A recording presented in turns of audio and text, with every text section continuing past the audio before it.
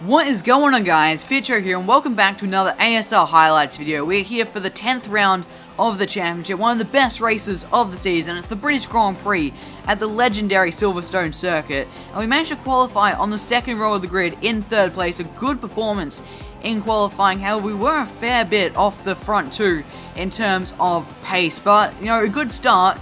Could try and get track position, but we are starting on the outside. It's going to be tricky as we head into the very fast and very tricky Abbey corner. We'll see how we go. Let's jump into it.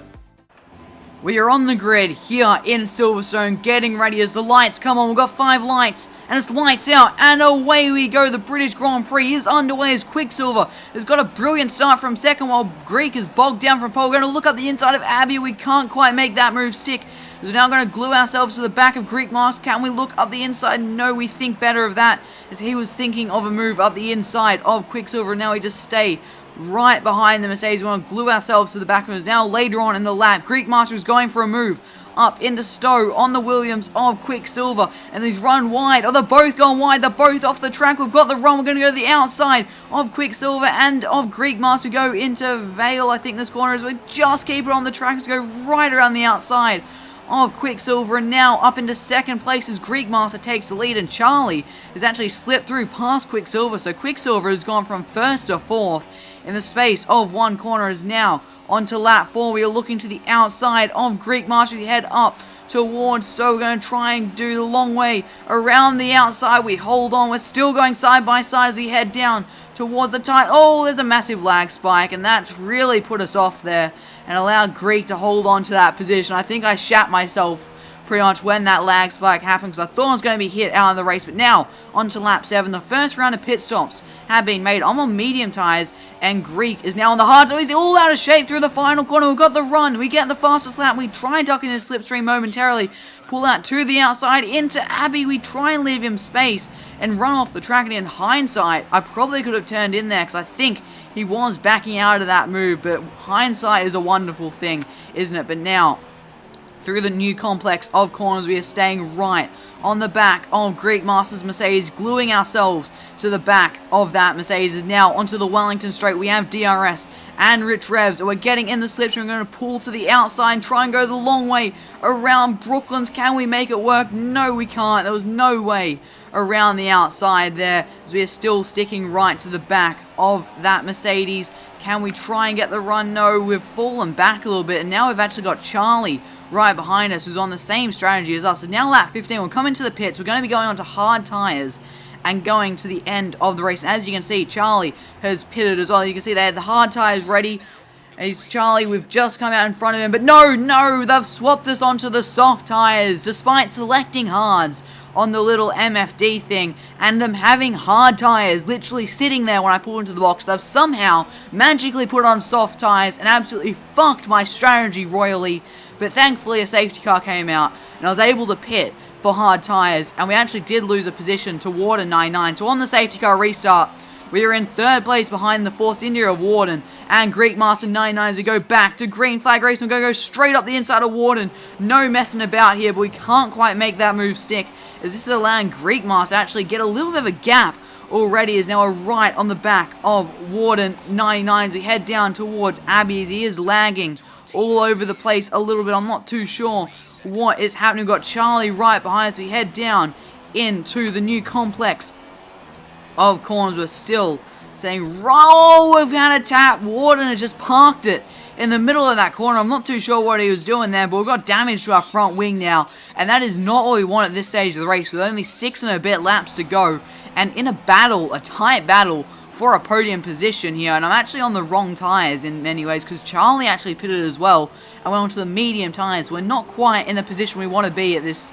stage of the race, especially considering that front wing damage, and it's going to really hurt us in these coming corners, especially Cops, Maggots, Beckett's, and Chapel, all the high speed stuff. This is where we're really going to get affected by that front wing damage. As you can see, exactly what I'm speaking of. We've run off the track, and now Charlie is pulling alongside. So we're going to go side by side into Maggots and Beckett's side by side. We're going to hold on to the position for now, as Charlie couldn't quite hold it around the outside there, but very close racing, as now Charlie is all over our rear, but he doesn't look like he managed to make anything work. Is now into the very next lap. through Cops again. We don't get the best run. Charlie's pulling side by side with us again. We're going to do this all again as we head into Mega Specs. No, there's contact! We're on the grass. We're having to cut across the runoff area. I had to make that split-second decision there to cut across there, because as I was on the grass, if I had tried to return to the track there, it was going to be a collision, and I did get that penalty removed, thankfully, because the stewards did agree that me coming straight back onto the track was going to cause a collision there. But now, onto lap 22, we've got Charlie right. Oh, we're being given a hit. Charlie is giving us a hit. Now he's going to get alongside as we head through this new complex of corners. He's going to go for a switchback. He's going to try and get the run-ons as we head onto the Wellington Straight. We leave him the space, and he's going to make that move stick for third place after a bit of a bump and run. However, I will say this, on his screen, there was a bit of lag involved, so it didn't look the same on his screen, so I didn't bother investigating that. But that's how the race ended. Lap 26, we come across the line for 4th place. A pretty reasonable result. I could have done a little bit better there. It's not ideal because Greek Master Warden and Charlie are all my championship rivals, but you know, these things happen. I still got some good points on the board, and that's one of the key things, consistency in this championship, considering there is a fair few quick guys. You want to consistently get those results, and that's what I'm trying to do here. After Silverstone, we head back to mainland Europe for the Hungarian Grand Prix just north of Budapest at the lovely Hungaroring circuit. However, it's not one of my favourite tracks on the calendar. It's really one of my least favourite in truth. However, we just want to try and get some points. We're not going to go for the win, not going to go for the podium. We just want to keep getting those consistent points in these races. However, due to a bit of a glitch in the first running of this race, we had to restart it, and due to time reasons, we can only run at 25% race, so that means we're only awarding half points for this round. In qualifying, we didn't have the best run. It could have been a little bit better. We qualified 8th on the grid, sort of back in the pack a little bit, and where things are going to get a little bit interesting once we get down to turn 1, which is actually a very long run down to the first corner. Here we are in Hungary, on the grid for the Hungarian Grand Prix. As we get ready for the start, we've got 5 lights. And it's lights out, and away we go. The Hungarian Grand Prix is underway as Will Pano has got a flying start. He must have jumped the start. Oh, he's in the wall. Oh, he's hit the Ferrari. He's gone flying. Big contact as we now head down towards turn 1. And Toro Rosso has gone flying. And oh, Warden's come across on Creek, and the top 3 have spun. We're up to first just like that. How the hell has that happened? 8th to first in one go. Absolute madness.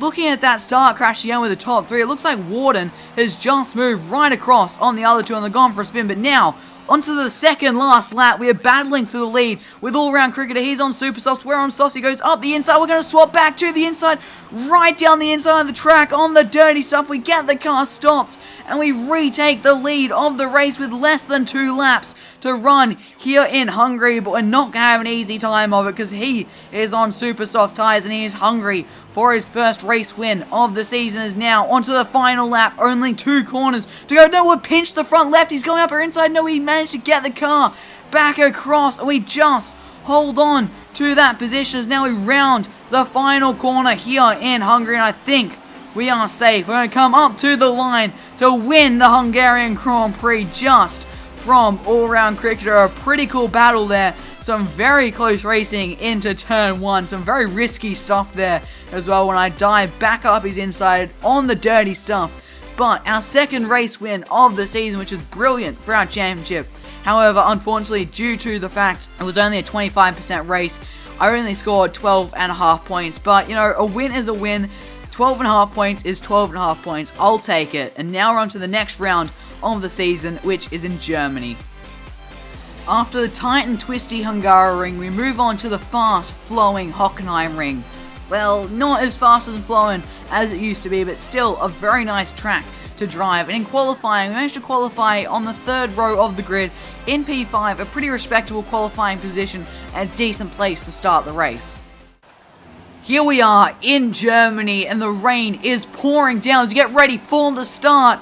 And it's lights out, and away we go. The German Grand Prix is underway. We've got a beautiful start from 5th place on the grid, and we're already up into 2nd place. We head into turn number 1. Oh, being shoved off the track by the Force India of Water 99s. We keep the throttle pinned and just keep control of the car out on the wet AstroTurfs. We now head down into turn 2. The Force Indias are side by side and 3 wide even with the Sauber cars all over the place. We head through turn 3. Contact between the Force Indias. Oh, I'm being collected. I'm round after that brilliant start. We get turned around in an instant there at turn 3. And to top it all off, we damage our front wing as well. Got orange on the front left. Not the start we wanted.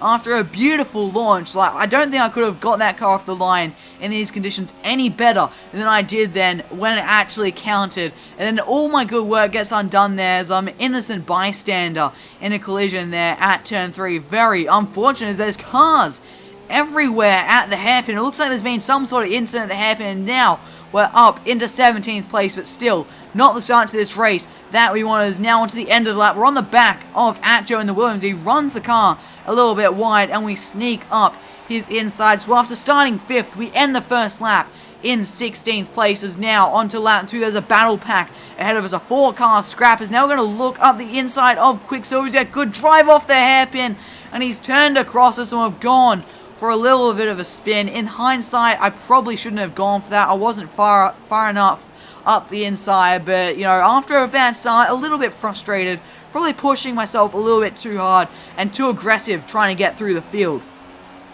Now onto the start of lap 5. Customs is going very slowly as Palms to the win sneaks up his inside as they both run very wide through turn 1. As Customs is half in the grass, we head down towards turn 2. We're going to make a simple move up the inside of the Toro Rosso into 16th place, as we now have the Renault of Palms to the win 87 directly in front of us, as he seems to be struggling with the traction a little bit there, as we got a pretty decent exit now in the slipstream as we come round up towards the hairpin. We're going to pull to the inside, and there's a Haas, and Brock does stuff there as well. Can we look up the inside of the Haas as well into the hairpin? Yes, we do. We hold it very tight to the apex. We get the move done on the Renault, but now we're going side by side with the Haas of Brock does stuff as we come up to this very fast right king. Oh, he turned in on us. We're going for a spin.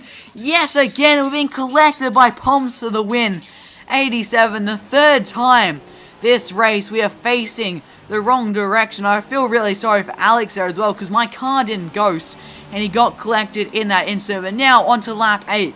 We're on the back of the 2 Haases. Brock does stuff and Formula Dragster, as Dragster gets a little bit wide through the hairpin, and we make a very simple move up the insides. We're now up into 15th place. We've got Brock does stuff up ahead, and hopefully we can get past him cleanly this time as we head through turn number 2. And we're right on the gearbox of the Haas. We come on to the long DRS straight. Of course, we aren't going to have DRS because of the wet weather, but we still have slipstream as he is all over the place, struggling with that car a little bit there in these tricky conditions. We're going to go up the inside of the Haas into the hairpin, and it should be a pretty simple move.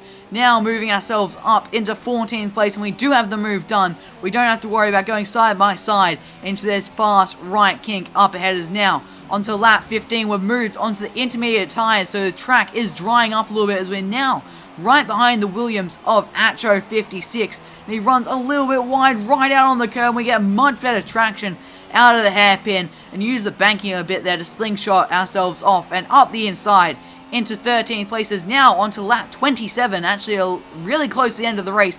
And we're now all the way onto dry tyres. We're on the mediums. We've got Formula Fish going up our inside on soft tyres. There is not much we can really do. Try and go for a switch back around the hairpin, but that is not going to work, and Formula Fish has made that move stick on us for 14th places. Now onto the very next lap. We're going to look up the inside of the Renault down into turn 2 very late on the brakes, but he's still side by side as we go through turn 3, and he just holds on for now. We're going to have DRS. We come on to the DRS straight. The flap is now open. We're in the slipstream of the Renault. He defends the inside. We're going to have to go to the outside as we head up towards the hairpin late on the brakes. But he's still up our inside. We're going to have to go right around the outside. He squeezes us out there, and we can't make that move stick. And we are still stuck behind the Renault in 15th place here. Now onto lap 31, the end of lap 31, and Luke has got very out of shape through the final corner. He's run very wide, and I was trying to pick up a slipstream and ran very wide with him, but we move up the inside into turn 1, and we take 14th place from Formula Fish. And now on to lap 34. The rain is starting to come down a little bit again. Is now through the fast king. Oh, we've got a little bit of curb. We're all out of control. And we're in the wall and out of this race on the final lap of the race. We make a little mistake and we just lose the car. And I didn't try the hardest to catch it. I just sort of let it go in some ways. And we ended up in the wall and out of that race, but we weren't going to score points anyway, so it doesn't really make a difference. But a disappointing race for us, a good qualifying, amazing launch off the line, and some pretty good pace throughout the race, I will say. It didn't really show in this video, but to come away with no points is a little bit disappointing, but I guess that's the result of getting caught up in 3 different incidents. Anyway, on to one of my favourite tracks on the calendar. It's the Belgian Grand Prix at Spa. Here we are for qualifying for the Belgian Grand Prix here at the Circuit de Spa-Francorchamps. One of the best tracks on the calendar without a doubt. And now it's important to note here, I am actually on the super soft tyres. Now, for the actual race strategy for a completely dry race, you want to actually start on the soft tyres. But on the little weather forecast, it said there was going to be rain early on in the race. So I elected to try and qualify on the super soft tyres, hoping the rain would come early enough that I could swap directly onto intermediates, whereas a lot of other people kept with the original sort of all dry race strategy and qualifying on the softs, and that paired with a bit of a tow off one of my championship rivals, Charlie, up ahead, allowed me to get pole position here in Spa. Here we are on the grid in Spa, on pole position as the lights come on. And it's lights out, and away we go. The Belgian Grand Prix is underway, and for the second race in a row, we get the perfect launch off the line as we head down into the first corner, completely unchallenged. The perfect start from pole position, and now we want to try and break away from the field with our softer tyres than the rest of the field. However, as we cut to lap 2, we weren't able to fully break away as we're being challenged by the Force India of Water 99 as we now come on to the very long Camel Straight. We're onto the inside, defending the inside, so we've got the ideal line for Les Combs, but he is on our outside as we head into the corner. Oh, he's turned in on us, there's contact. We're facing the wrong way yet again. We've been spun around by Water 99 after the perfect qualifying and the perfect start. It all comes undone yet again and ends with us facing in the wrong direction. We managed to spin the car around and get going again, but we're now down into 10th place. We've got Alex right in front of us. We head up towards Blanchimont. We think about going around the outside. We think better of it. But he then runs wide. Now we swap back to the outside as we head down towards the bus stop. She came very squirrely under brakes and very late on the brakes. And we make that move stick because I think Alex actually pulled off into the pit lanes. We're now up into 9th place. There's another car in the pit lane. So that is now 8th place. We've got PPR or Pepsi up ahead in the Toro Rosso, and the Haas of Zonky has gone for a spin at La Source, and that is now us up into 7th place. We've got PPR or Pepsi right in front of us in the Toro Rosso. We're going to try and get a good run through Eau Rouge, get the line right, and keep the throttle completely pinned. As now we come onto the Camel Straight. It's lap 3, so we have DRS. The flap is now open. We pull to the inside of the Toro Rosso as we head down into Les Combs. A very simple move as he doesn't try and hang it right around the outside, and that is us now up into 6th place. We've got the Manor of Harley up ahead next, and now onto lap 5. It is raining. The rain I was talking about, it has come, and we managed to go straight onto the intermediate tyres. We're now in 6th place. We've got Aaron L3 F4 just ahead in the Ferrari in these very treacherous conditions. You see me backing off through Rouge, and Aaron's lost. He's in the wall. Aaron's out of this race right in front of us. He completely bins it. The intermediate conditions already catching people out straight away. Is now onto the next lap. I believe we are right on the back of PPR or Pepsi. It looks like he jumped us in the stops. Oh, he's all out of shape up Eau Rouge. We just avoided him. Harley's in the wall as well. Both of them look like they're out of the race. We're now back into a podium place. We've got Greek Master 99 up ahead. Oh, Water 99 has retired. The race leader has put in the wall as well. What has actually happened is absolutely carnage here in Belgium, and there's the Force India way off the track in the wall. We are now up into 2nd place, and the leader, Greek Master 99, is right in front of us. We're back in contention in this race as everyone else has just put in the wall, and now onto lap 12. In these tricky conditions, I found I did have the upper hand on Greek, when the track was where he's had a bad exit. We think about it up the inside, but we think better of that move. Not really an overtaking opportunity. In these very tricky conditions, it's not really advisable to go for a very risky move. But anyway, we've stayed right on the back of the Mercedes, is now on the long run up to Blanchimont and to the bus stop chicane. Can we try and move into the bus stop chicane? We need to try be as committed as we possibly can through Blanchimont. We get the run. We have a better run. We're going to have to go to the outside. He defends the insides. We head into the bus stop chicane. It looks like he's locking up there. Let's go right around the outside. Jeff's coming on with an alternate strategy for dry tires. If it was just a couple seconds earlier, maybe I could have reacted, and then we couldn't quite get past Greek because he managed to hold on around the outside. But it's put us a little bit of different disadvantage because everyone else is already pitted for the dry tires. Is now we're going to follow Greek, and we're right on the gearbox of the Mercedes. It's going to be a close race for the rest of this race, but no, we've gotten the glitch. We've gotten the glitch where it puts the pit limiter on way before you get into the pit lane, and that's lost us some vital couple of seconds, and from there we couldn't come back. As we head to the last lap, we crossed the line in second place. Another podium, which is great.